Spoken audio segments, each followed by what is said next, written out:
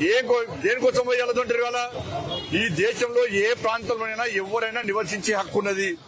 తెలంగాణకు సంబంధించి చాలా మంది ఇతర రాష్ట్రాల్లో ఉంటున్నారు, వాళ్ళదంటురా. మరి తెలంగాణ ప్రజలు దీన్ని క్షమించరు. ఇలా వాళ్ళ సిగ్గుంట కొంచెం అకాలుంటే వాళ్ళు అనేక మంది రోహింగ్యాలు వచ్చి ఈ హైదరాబాద్ లో ఉంటున్నారు.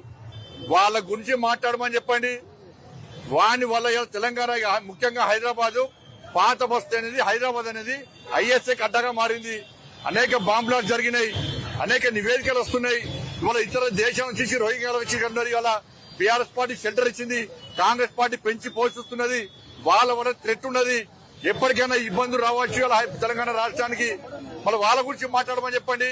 ఇవాళ బీసీలైనా హిందువులైనా బీసీల యొక్క కొట్టగొట్టే వ్యక్తులు వీళ్ళందరూ కూడా, మైనార్టీలందరూ కూడా. నేను అంటుండే ఇవాళ మటన్ ఎవరు కొట్టాలి? ఇలా మార్వాడీలు ఎవరు కురవతుని దెబ్బతిస్తలేరు, మార్వాడీలు ఎవరిని దోచుకుంటున్నారు, వాళ్ళు దాచుకుంటలేరు. వాళ్ళు వాళ్ళ వ్యాపారాలు చేసుకుంటున్నారు. ఇవాళ హిందువులైనటువంటి ఇలా మటన్ ఎవరు కొట్టాలని మీరు ఎప్పుడు మటన్ ఎవరు కొట్టాలి? కట్కోలు మటన్ కొట్టాలి. హిందువులైన కట్కోలు మటన్ కొట్టాలంటే ఇది నయీం మటన్ షాప్ కట్కోల పుట్టగొట్టేది ఎవరు చెప్పండి? ఇవాళ కులవతలు పుట్టగొట్టేది ఎవరు చెప్పండి? ఇవాళ డ్రై క్లీన్ షాప్ ఎవరు పెట్టాలి? రజకులు డ్రై క్లీన్ షాప్ పెట్టాలి. హిందువులైన రజకుల పుట్టగొట్టేది ఇవాళ మోడ్రన్ డ్రై క్లీనర్ అంటారు. ఇవాళ డెకరేషన్ ఎవరు చేయాలి? మేధలో డెకరేషన్ చేయాలి. డెకరేషన్ ఎవరు చేస్తున్నారు?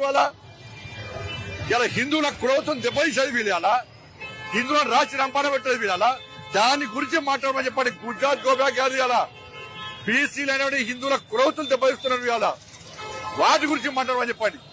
ఇలా కాబట్టి తెలంగాణ సమాజానికి హిందువులకు అప్పీల్ చేస్తున్నా. ఇది ఒక కుట్రలో భాగంగా ఎంత జరుగుతున్నది ఇవాళ. తెలంగాణ రాష్ట్రంలో హిందువులందరూ ఓటు బ్యాంక్గా మారబోతున్నారు.